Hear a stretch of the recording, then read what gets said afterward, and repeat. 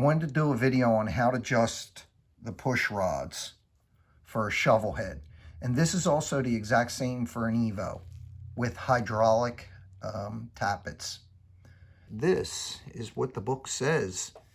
And the book does say to bottom them out completely and then turn it back 1.5 turns.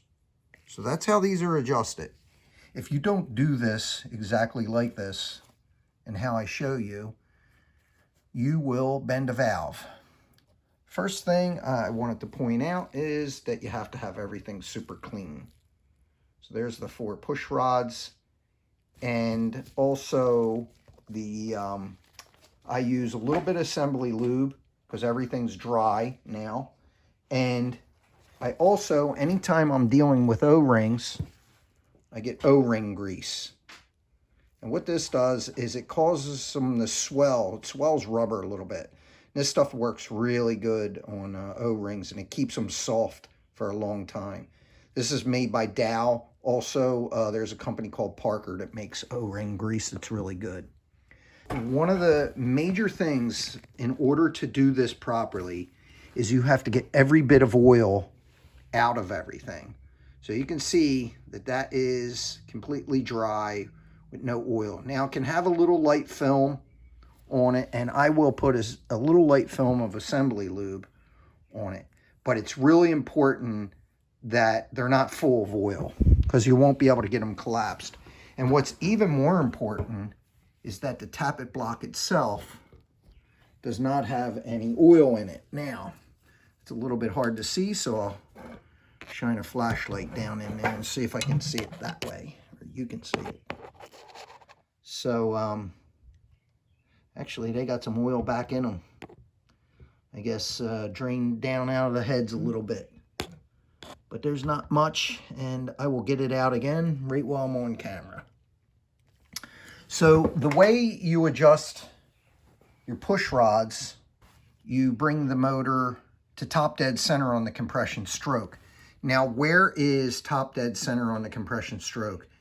It's a simple process. Now, my bike's kick only, and you should have it in 5th gear and then use the rear wheel.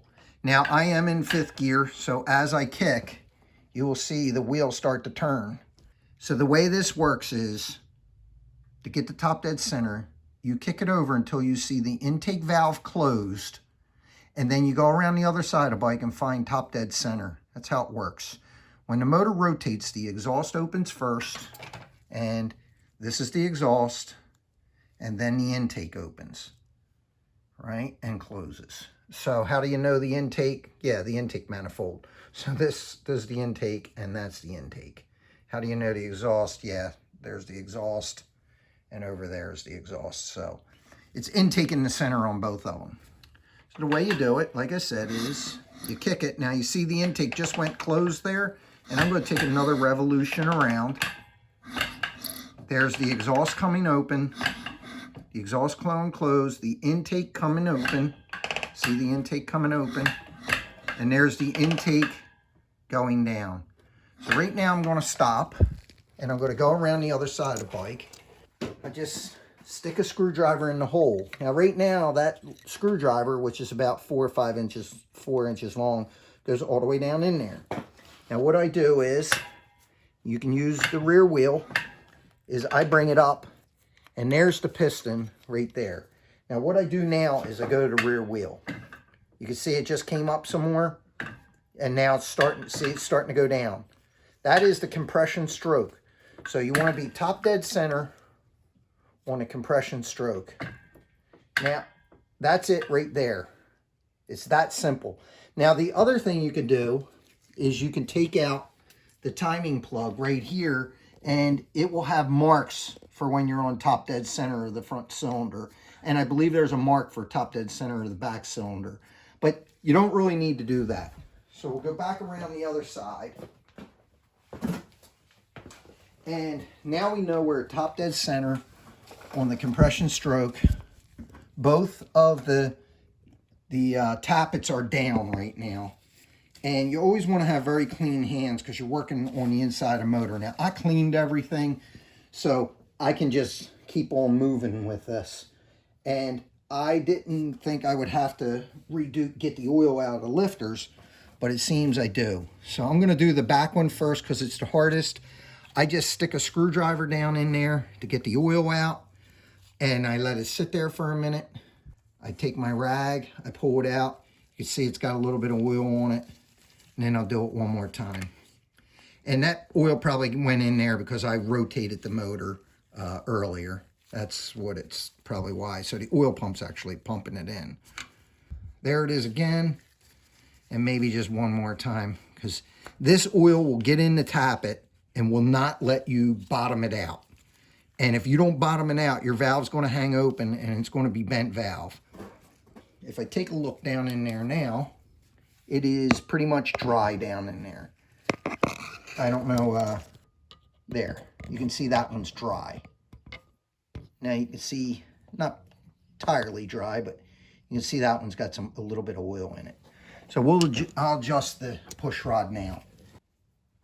These hydraulic plungers, there's resistance there. If you have no resistance, there's a check ball up in here that's bad.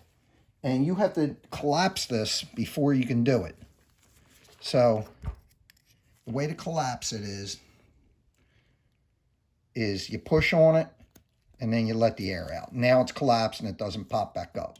But if you do this, it pops back up on its own until you hear the air come out, the air comes out. So I just like to put a little bit of dab of assembly lube on stuff because I just don't want it bone dry. And this is Redline Assembly Lube. This is really good stuff. And then I don't want my push rod to be in there dry. So I just put a little where the push rod's going to go. I let the air out. Make sure it's all the way down. And now I drop this into I put a little bit of the assembly lube on the outside of this just so when I start the bike, it's not completely dry. Okay, so now I take my push rod tube and I just want to go over the assembly of this real quick. You have the cup, you have the spring, the washer, and then the O-ring. And I put that O-ring grease on that washer right there along with, or the O-ring, along with the O-ring that's up in the head here and the O-ring that's here and here. I use the clothespins. Put a little bit of assembly lube on it. And we already have the assembly lube down here, so I'll put it up in. And then I'll put it into the bottom. Okay. Now, here's how you do the actual adjustment. You turn both of them down. You have a lock nut and then you have the adjuster. And you screw it out to lengthen it. You screw it all the way out. Generally, these screw completely out by hand and you don't need any wrenches.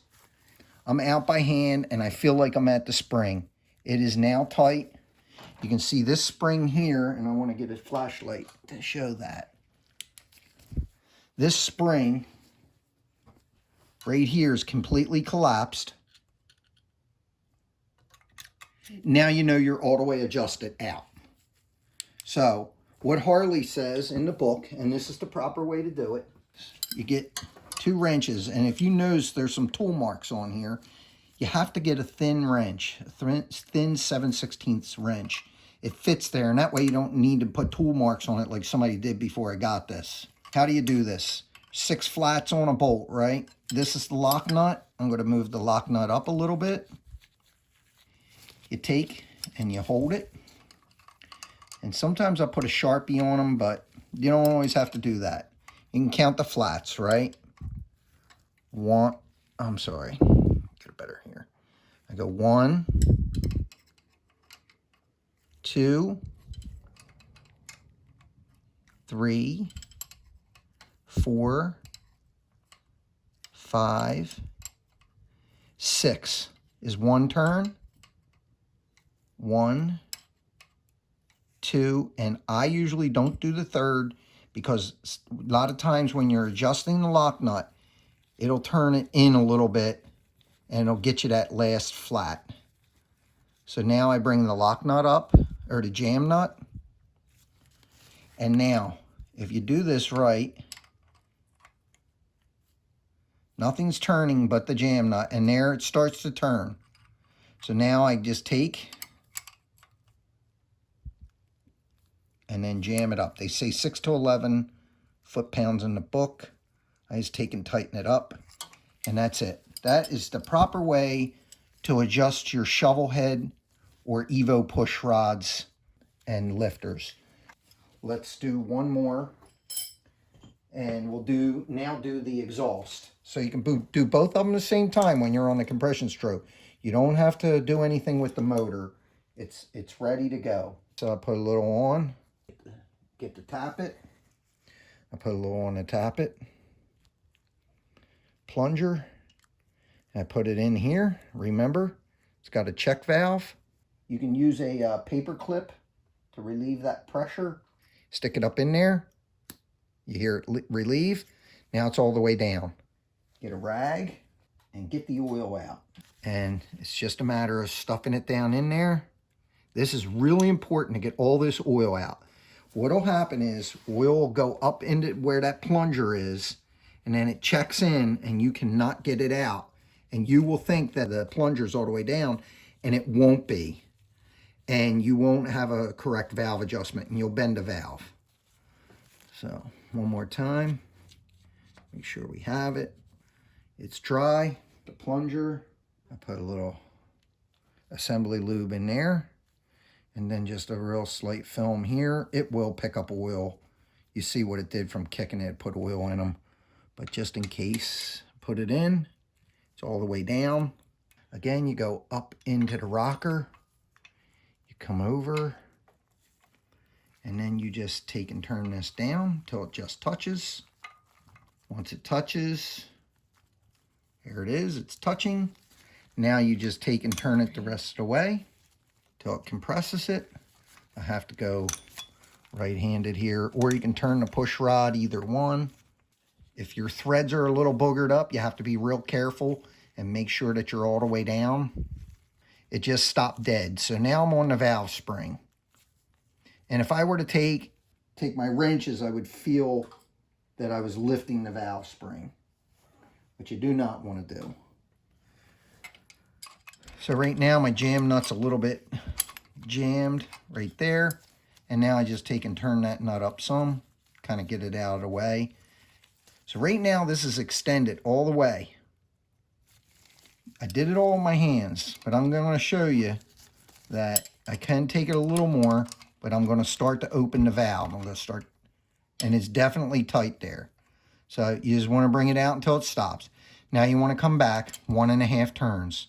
There's 1, 2, 3, 4, 5, 6, 1, 2.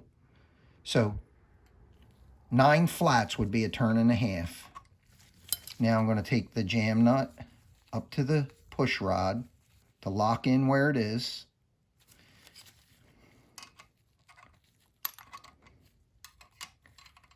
Got to be careful because you can see now this one's turning again.